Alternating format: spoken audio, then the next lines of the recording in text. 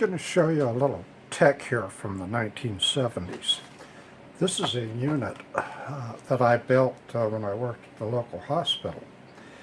And you may be asking yourself, why in the world would anybody want to just display the time on a monitor? Well, there's a little background that goes with this. During that time period, the education department at the hospital wanted to do a patient education TV channel.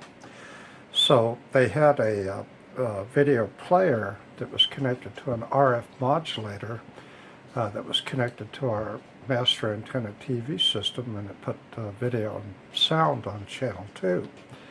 So they would put tapes in this player and play the tapes and so forth, but being busy people, sometimes they would forget to change the tape or forget to start the tape or whatever.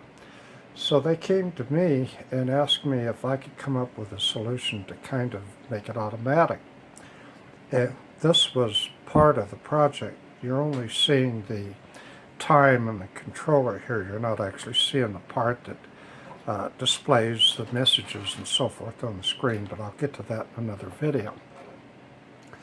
So this thing is actually based on an article that Don Lancaster published in Radio Electronics, and see if I can show you that article here. Put the time on your TV screen. What he had done is he had built a clock circuit that was published in a previous article that was supposed to be very, very accurate. And one of the things that he decided to do with it was to make it display the time on a television set down in the corner or something like that, although I think that'd be very annoying. But I went ahead and built the circuit from the article using vector perf board and installing it in this wire wrap cage. So let me briefly tell you what this thing does. On the left there, you see a transformer and 3 big capacitors. That's the power supply that provides the power for running all the circuit cards and so forth. And then this card actually went into one of the slots there. It's a DTMF card. What it does is it uses some 567 tone decoder chips, and it's wire wrapped. You can see all the massive wire wrap on the back of it there. And what it did is the tape recorders, the programs were not exactly 30 minutes long. They were like 24 minutes, 22 minutes. And so what I did is I started them every half hour based on a clock card, which I'll talk about in a minute. And then they would play to the end of the program, and I had DTMF or touch tones recorded on one channel of the audio. So it would stop the machine at that point, and then it would wait for the next 30-minute cycle. And the controller card, which is this card here, I'll show you the back of that card here, a ton of wire wrap on there. That's how we built circuits back in the day. That card would take the time from the clock, and every 30 minutes it would restart the machine. And then in the machine, once it got up to speed, it would play another touch tone, which would switch the video on the air. So that's how we controlled the machines, where they would run on a regular schedule. So looking at the device that you see here, you can see that there are three cards remaining in the device. And one card, the one with the red buttons on it, is how you set the time. So this button changes the time by 1 second, or one number each second. This one is 60 cycles, and you can see it switch from AM to PM there. Now, this is like an old alarm clock of the day. You probably remember those. Every time you had a power bump, you had to go reset the clock. So whenever I noticed that the time was wrong and the schedule was off, I would have to go down to the room where this thing was located and manually reset the clock. And what I'd do is I'd set it ahead, about a minute ahead of what my watch said. Remember, watches, there's no smartphones at this time period. And then I would hold the hold button here, and I would wait for the time on the watch to match the time on the screen, and then let go of the hold button, and it was set within a couple seconds of the current time. So that card that I was pushing the buttons on there is actually the time-based card. What it did is it took the 60 hertz from the power line, divided it down to 1 pulse per second, and then there's a bunch of counters that counted out the minutes and the hours and so forth, and whether it was AM and PM.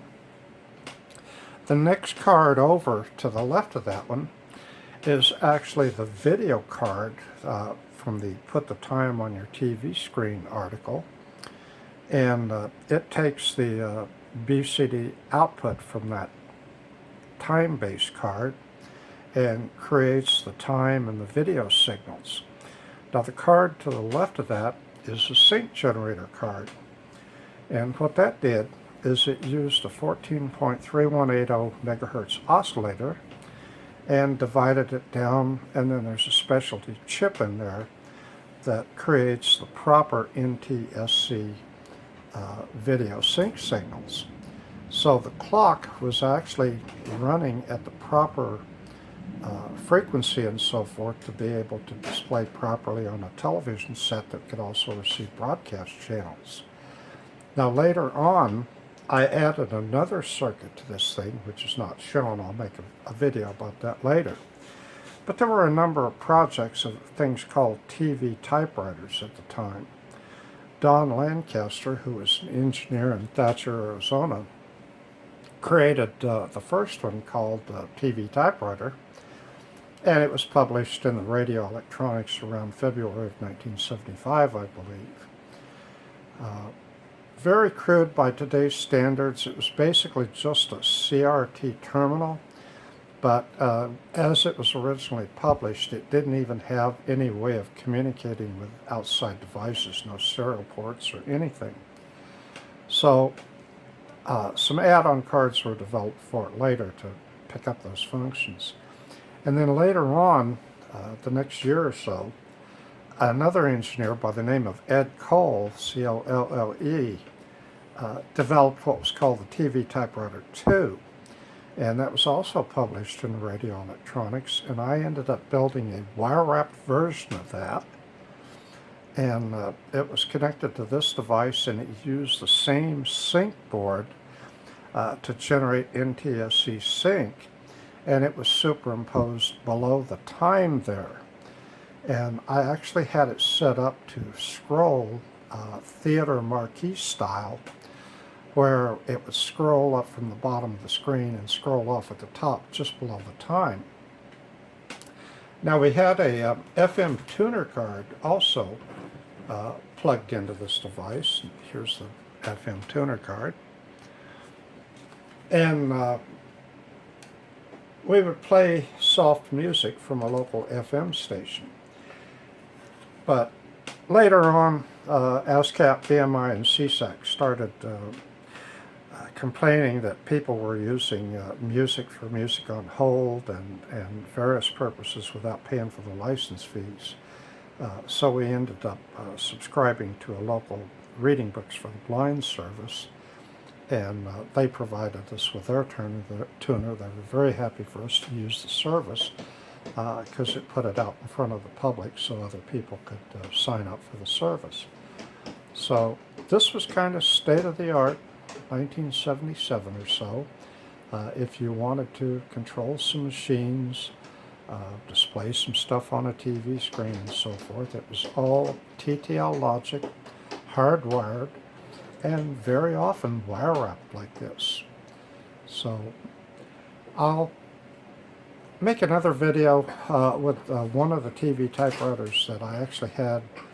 I picked up surplus called the Electronic Systems TVT-106, and I picked up two of them, and I've got one of them working now, so I'll make a video showing that one and put that up on YouTube later. So I hope you enjoyed this look at some 1970s tech and the unbelievable ends that we had to go to make circuits. Nowadays you can use free software to design a circuit board and order circuit cards from China for just dollars. That was not available at the time. If you wanted a circuit board, you had to hand make it yourself. As a prototype circuit board could cost you hundreds, if not thousands of dollars. So thank you for watching, and I'll get back to you later.